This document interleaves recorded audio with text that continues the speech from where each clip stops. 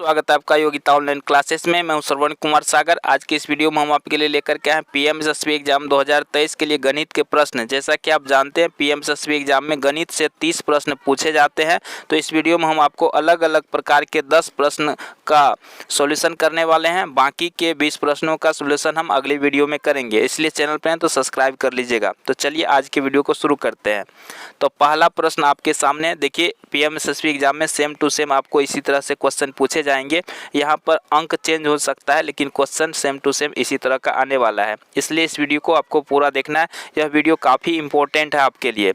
तो पहला प्रश्न देखिए, यहाँ पे 52,698 के वर्ग का इकाई अंक है। तो यहाँ पर देखिए इकाई अंक पूछ रहा है इसका वर्ग का, तो हमें इसका पूरा वर्ग नहीं निकालना है क्योंकि यहाँ पे सिर्फ इकाई अंक पूछा जा रहा है। तो हम क्या करेंगे, इसका सिर्फ इकाई अंक का वर्ग निकाल लेंगे। तो इकाई अंक पे क्या है, 8 है, तो 8 का वर्ग कितना होता है 64। तो यहाँ पे सिर्फ हमको इकाई अंक चाहिए, तो इकाई अंक क्या आ रहा है इसका 4 आ रहा है। तो इसका सही आंसर होगा ऑप्शन नंबर 1। सभी प्रश्न अलग अलग टाइप के हैं, पूरा देखिएगा। दूसरा प्रश्न देखिए, यहाँ पर अंग्रेजी और हिंदी दोनों में है तो बेहतर आपके लिए। बहुत सारे स्टूडेंट कमेंट करते रहते हैं कि सर अंग्रेजी में भी लाइए, तो इस वीडियो में आपको दोनों देखने को मिलेंगे। एग्जाम में भी आपको इसी तरह से क्वेश्चन दिया रहेगा। दूसरा प्रश्न लेते हैं, एक पाइथागोरस त्रिक ज्ञात कीजिए जिसकी एक संख्या 18 है। ठीक है, पाइथागोरस त्रिक क्या होता है, इसका फॉर्मूला होता है a² + b² बराबर होता है c²। ठीक है, तो ये दोनों का वर्ग अगर तीसरा संख्या के वर्ग के बराबर हो जाए तो पाइथागोरस त्रिक कहलाता है। ठीक है, इसको इस तरह से भी आपने पढ़ा होगा, लंब स्क्वायर प्लस आधार स्क्वायर बराबर कर्ण स्क्वायर। ठीक है, तो इस फॉर्मूला पे हमको निकालना है। तो यहाँ पे देखिए इसमें कंडीशन दिया है कि एक संख्या क्या होना चाहिए, 18 होना चाहिए। तो यहाँ पर ध्यान से अगर आप देखेंगे तो पहला ऑप्शन में 18 कहीं भी नहीं है, यानी कि ये तो नहीं हो सकता है क्योंकि कंडीशन है एक संख्या 18 होनी चाहिए। दूसरा में देखिए, दूसरा ऑप्शन में भी 18 आपको कहीं नज़र नहीं आ रहा है, तो दूसरा ऑप्शन भी गलत है। तो बाकी बचे हमको ऑप्शन 3 और ऑप्शन 4 को ही ट्राई करना है। पहला और दूसरा ऑप्शन को ट्राई ही नहीं करना है क्योंकि उसमें एक संख्या 18 है ही नहीं। तो हम तीसरा ऑप्शन को ट्राई करेंगे और चौथा को ट्राई करेंगे। तो चलिए ट्राई करते हैं। ट्राई करने के लिए आपको फॉर्मूला बता दिए, a² + b² बराबर क्या होना चाहिए c²। तो यहाँ पे देखिए हम यहाँ पे अगर 18 का वर्ग करते हैं और 81 का वर्ग करते हैं, ठीक है, 18 का अगर वर्ग करते हैं तो यहाँ पे इकाई अंक का देखिए 88 64 यानी 4 आता है इकाई अंक पे। इसमें 1 का वर्ग करते हैं तो 1 आता है। अगर हम दोनों को प्लस करते हैं तो 5 आ जाता है, जबकि अगर यहाँ पे 82 है 2 का वर्ग करते हैं 4 आएगा। तो इस कंडीशन में ये तो बराबर नहीं होगा इस फॉर्मूला पर। ठीक है, तो हम तीसरा भी सही नहीं है, चौथा ऑप्शन निश्चित रूप से सही है, लेकिन इसको हम चेक कर लेते हैं। तो देखिए यहाँ पर क्या हो जाएगा, 18 का वर्ग प्लस हो जाएगा 80 का वर्ग और उसके बाद क्या है 82 का वर्ग। तो यहाँ पे 18 का वर्ग कितना होता है 364। ठीक है, सॉरी 324 होता है, 324 और 80 का कितना हो जाएगा 6400।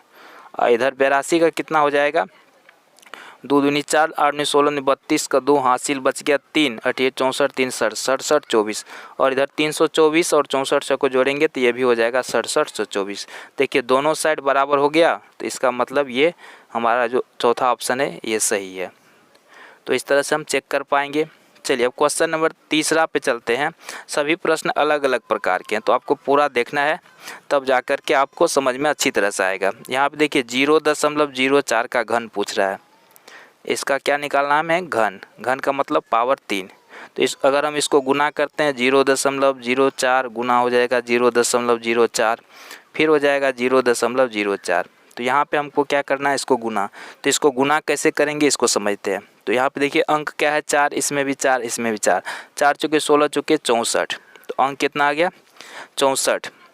उसके बाद हमें करना क्या दशमलव लगाना है। तो दशमलव कैसे लगाएंगे, तो देखिए इसमें दशमलव के बाद 2 अंक, इसमें भी 2 अंक, इसमें भी 2 अंक, तो 2 2 2 और कितना हो गया 6 हो गया टोटल। तो 6 अंक के बाद हमें दशमलव लगाना है, यानी दशमलव के बाद जितना संख्या रहेगा सभी को जोड़ लेंगे तो 6 अंक आया। 6 अंक के बाद हमें दशमलव लगाना है। तो हमारे पास अभी अवेलेबल कितना अंक है 2 अंक, तो यहाँ पे हम 4 जीरो लेंगे, ठीक है, ताकि हमारा 6 अंक पूरा हो जाए। अब 6 अंक पूरा हो गया, यहाँ पे हम दशमलव लगा देंगे। दशमलव से पहले कुछ नहीं है तो हम 0 लगा सकते हैं। ठीक है, तो ये वाला हमारा सही आंसर हो जाएगा 0.000, उसके बाद 6 4। तो देखिए किस ऑप्शन में आपको, ऑप्शन नंबर आप ध्यान से देखेंगे तो ऑप्शन नंबर 4 में है। तो इस तरह से हम इसको सॉल्व कर पाएंगे। उसके बाद अगला सवाल देखिए, यहाँ पे अंग्रेजी में भी आपको दिया हुआ है, तो जो स्टूडेंट अंग्रेजी में सीखना चाहते हैं तो वो अंग्रेजी वाला देख सकते हैं। और यहाँ पे देखिए हिंदी में भी दिया हुआ है। अंकित ने एक वस्तु 875 रुपया में खरीदकर 750 में उसे बेच दिया, उसका लाभ या हानि प्रतिशत ज्ञात करना है। तो देखिए 875 में खरीदा, 750 में बेच दिया, निश्चित रूप से उसे क्या हुआ है, हानि हुआ है। तो हानि कितना हुआ ये निकाल लेते हैं। तो हानि बराबर क्या होता है, क्रय मूल घटाओ विक्रय मूल। कितना हो जाएगा ये, 125 रुपया की हानि हो गई। हमें क्या निकालना है, हानि प्रतिशत। तो हानि प्रतिशत का आप फॉर्मूला जानते हैं, क्या होता है, हानि गुना 100 बट्टे क्रय मूल। ठीक है, हानि गुना 100 और बट्टा में क्या होता है, क्रय मूल। तो इसी फॉर्मूला पे हम बैठा देते हैं। हानि कितना हुआ था, 125 रुपया, गुना हो गया 100, क्रय मूल कितना है, 875 रुपया। ठीक है, अगर इसको हम काटेंगे तो कितना आ जाएगा, ये काट के कितना आ जाएगा, 125 से अगर हम इसमें भाग दें तो भाग देने के बाद ये आ जाएगा, ठीक है, ये आ जाएगा 7 मरतबा कट जाएगा, 125 सत्तर 875 हो जाएगा। ठीक है, तो ये 7 मरतबा ये कट जाएगा। तो अब हमें कितना आ गया, ये आ गया हमारा 100/7। अब अगर हम इसका पूर्णांक तोड़ दें तो 14 सत्तर 98, 14.2 क्या हो जाएगा 7। किस ऑप्शन में है, 14.2/7, ऑप्शन नंबर 2 हो जाएगा इसका आंसर। ठीक है, हानि हुआ, यहाँ पे देखिए इसमें भी उतना ही है लेकिन इसमें लाभ दिया हुआ है, लाभ तो नहीं होगा, यहाँ पे हानि हुआ तो हानि प्रतिशत होगा। तो ऑप्शन नंबर 2 आंसर है। चलिए अगला प्रश्न लेते हैं, क्वेश्चन नंबर 5 देखते हैं। थोड़ा सा इसको बड़ा करके आपको दिखाते हैं। देखिए ये क्वेश्चन है, इसको सॉल्व करना है। चलिए सॉल्व करते हैं इसको। देखिए 3x माइनस है 1 डिवाइड 9 इज इक्वल टू, ठीक है, 729। तो इसको सॉल्व करना है तो हम इसको ऐसे लिख सकते हैं, 3 पर पावर x माइनस 1 भागा है 9 को क्या लिख सकते हैं, 3 पे पावर 3, और 729 को क्या लिख सकते हैं, 3 पे पावर 6, उसका गुणनखंड ले लेंगे। ठीक है, तो इस तरह से। तो अब यहाँ पे देखिए, अब हम कहाँ सॉल्व कर दें इसको। ठीक है, इसको समझिए, यहाँ पे क्या होगा कि ये भाग है, तो भाग में क्या होता है ना कि इसको हम नीचे लिख सकते हैं। चलिए एक बार नीचे लिख देते हैं तब आपको समझ में आएगा। चलिए सवाल क्या था, 3 पे पावर 3x माइनस 1, अब बटे में कितना आ गया, 3 पे पावर 2, अब बराबर है 3 पावर 6। तो इसको हम ऐसे कर सकते हैं। देखिए यहाँ पे एक आपने फॉर्मूला पढ़ा होगा, a पे पावर m भागा होता है b पे पावर m, ठीक है, या a पे पावर n। तो यहाँ पे क्या होता है, भाग में क्या होता है, आधार का कॉमन लेते हैं और पावर में से पावर को घटाते हैं। तो यहाँ पर इस 3 और इस 3 में से कॉमन ले लेंगे 3x माइनस 1, और ये जो 2 पावर में इसको यहाँ पे माइनस में कर देंगे, ये ऊपर चला जाएगा। ठीक है, तो इस तरह से आ जाएगा 3 पे पावर 3x माइनस 1 और माइनस 2, ठीक है, वो ऊपर में आ गया, इधर है 3 पे पावर 6। अब इसको अगर हम सॉल्व करते हैं तो देखिए ये आधार 3, ये आधार 3 कट जाएगा। अब 3x और माइनस 1 माइनस 2, तो माइनस 3 इज इक्वल टू 6। तो ये हो जाएगा 3x इज इक्वल टू, यहाँ पे देखिए माइनस में तो प्लस में जाएगा, यहाँ से x का मान क्या निकल के आएगा, 3 निकल के आएगा। तो इस तरह से इसको आप सॉल्व कर पाएंगे। अगला प्रश्न लेते हैं, क्वेश्चन नंबर 6 में देखिए पूछा जा रहा है, एक रेलगाड़ी 80 किलोमीटर प्रति घंटा की एक समान चाल से चल रही है, 15 मिनट में तय की गई दूरी ज्ञात करें। तो इसको तो आप आसानी से बना सकते हैं। कैसे बनाना है, क्या निकालना है, दूरी। दूरी बराबर क्या होता है, चाल गुना समय, चाल गुना समय। समय कितना, 15 मिनट, ये मिनट में, इधर घंटा में, तो इसको घंटा में बदलने के लिए क्या करते हैं, साइड से भाग देते हैं। तो यहाँ पे कट जाएगा, तो यहाँ पे एक कट के कितना हो जाएगा, 15 8 120, 120/6, 6 दूनी 12, 20 निकलेगा। तो 20 किलोमीटर हमारा आंसर आ जाएगा। तो इसको आसानी से हम बना सकते हैं। चलिए अगला प्रश्न पे चलते हैं, कितना होगा, क्वेश्चन नंबर 7 पे। एक आयताकार पार्क की चौड़ाई उसकी लंबाई का 5/6 गुना है। राहुल पार्क के 2 चक्कर लगाता है और 1540 किलोमीटर दूरी तय करता है। पार्क की लंबाई और चौड़ाई ज्ञात करें। तो देखिए कैसे बनाना है। यहाँ पे लंबाई का 5/6 गुना है। यहाँ पे हमें तो लंबाई नहीं पता, तो लंबाई हम क्या करेंगे, मान लेंगे x है, ठीक है। और उसकी लंबाई चौड़ाई कितना हो जाएगा तब, उसका 5/6 गुना, तो ये हो जाएगा 5x/6, ठीक है। तो आयत का जो परिमाप होता है वो कितना होता है, 2 × लंबाई जोड़ चौड़ाई। तो इस तरह से आप बना लेंगे इसको, ठीक है। 5x/6 बराबर, देखिए यहाँ 2 चक्कर में 1540 किलोमीटर हो रहा है, 40 मीटर हो रहा है, तो एक चक्कर में कितना हो जाएगा, 770 हो जाएगा। तो यहाँ पे हमको 770 लेना है, क्योंकि एक ही बार यहाँ परिमाप निकाल रहे हैं। अब इसको सॉल्व करेंगे तो आपका आंसर निकल के आ जाएगा, ठीक है। तो इसको आप सॉल्व कर सकते हैं। सॉल्व करके आप आंसर बताएंगे इसका कितना आएगा। चलिए आपको आंसर बता देते हैं। इसका सही आंसर आ जाएगा ऑप्शन नंबर 4। तो इसको आप सॉल्व कीजिएगा, ठीक है। ऑप्शन नंबर 4 इसका आंसर आएगा।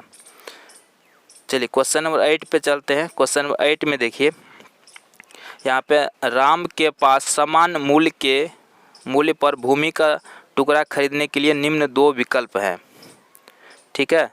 तो यहाँ पे ए है वर्गाकार भूमि का टुकड़ा जिसकी भुजा 21.4 मीटर है। तो ये कैसे क्वेश्चन आपको एग्जाम में पूछे जाएंगे।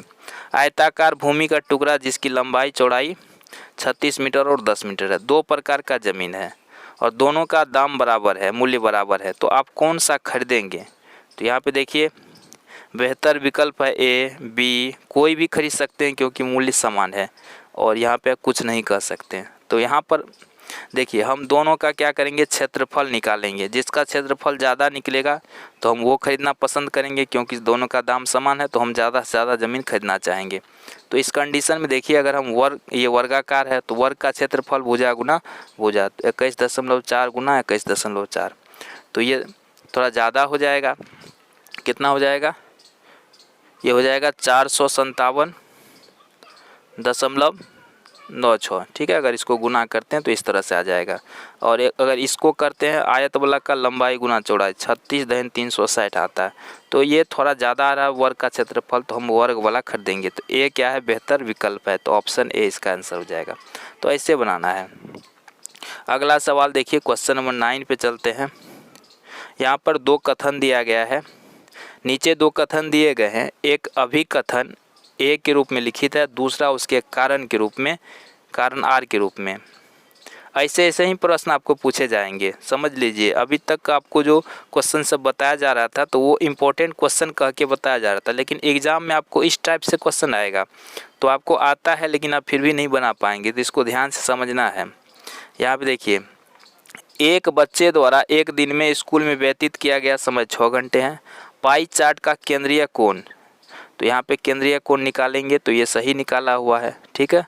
यहाँ पे बिल्कुल सही निकाला। इसी तरह से केंद्रीय कोण निकाला जाता है अगर आपने पाई चार्ट पढ़ा होगा तो।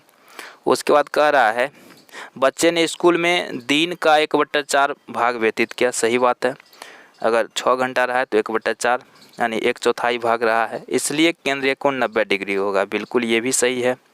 तो यहाँ पे अब पूछ रहा है उपरोक्त कथन के आलोक में नीचे दिए गए विकल्पों में से सही उत्तर को हमको चुनना है। कहता ए और आर दोनों सत्य है और आर ए की सही व्याख्या है। यहाँ पे बिल्कुल सही कह रहा है, ठीक है ना। तो इस तरह से और भी ऑप्शन है, तो आप उसको भी पढ़ लेंगे और उसके बाद उत्तर देंगे। तो इस तरह से इसका सही आंसर हो जाएगा ऑप्शन 1। अब देखिए 10वां प्रश्न है। यहाँ पे देखिए अलग अलग लिस्ट दिया रहता है, ठीक है, सूची दिया है और इसको मिलाना है फिर उत्तर चुनना है। तो इस तरह के ही प्रश्न आपको पीएमएसएसबी में पूछे जाते हैं, ठीक है। तो आपको इस तरह के प्रश्न का रिवाइज करना ताकि आप आसानी से बना सकें। तो यहाँ पे देखिए अगर हम इसको मिलाते हैं तो आप जानते हैं एक पदी क्या होता है, जिसमें एक ही पद हो, लेकिन आपको इधर कोई भी नहीं दिख रहा है जिसमें एक पद हो। तो यहाँ पे देखिए अगर ध्यान से देखेंगे तो आपको दिखाई देगा। चौथा ऑप्शन में देखिए यहाँ पे x/3, इधर है 2x/3, तो दोनों एक जैसा है, चर एक जैसा है, तो इसको हम जोड़ सकते हैं। ये कितना हो जाएगा, ये हो जाएगा 3x/3। ये जुड़ जाएगा क्योंकि दोनों में x/3 है। तो ये हो गया ना एक पदी पद, तो 1 का 4, ठीक है। इसी तरह से द्विपदी का मिलाना है, तो देखिए कौन सा द्विपदी हो जाएगा। इस तीसरे ऑप्शन में देखिए यहाँ पे 2x और प्लस 3x, तो दोनों को जोड़ सकते हैं ना, x² प्लस क्या हो जाएगा 5x, तो इसमें 2 ही पद बचेगा, तो ये इसका 3 से मिलाएंगे, तो 1 का 4 b का 3, ये तो ऑप्शन नंबर 2 में आ रहा है, ठीक है। त्रिपदी तब ये वाला हो जाएगा, क्योंकि यहाँ 9 और 11 जुड़ जाएगा, और चतुर्पदी ये हो जाएगा ऑप्शन 2, तो ऑप्शन नंबर 2 इसका आंसर आ जाएगा। तो इस तरह से बना सकते हैं। तो देखिए इसमें हम आपको 10 क्वेश्चन बता चुके हैं। अगर आपको वीडियो अच्छा लगा हो तो कमेंट कीजिएगा, तो बाकी के 20 प्रश्नों का जल्दी हम सॉल्यूशन लेकर के आएंगे अगले वीडियो में। अगर आप चैनल पर नए तो सब्सक्राइब कीजिए, वीडियो को लाइक कीजिए और अपने दोस्तों के साथ शेयर कीजिए। धन्यवाद।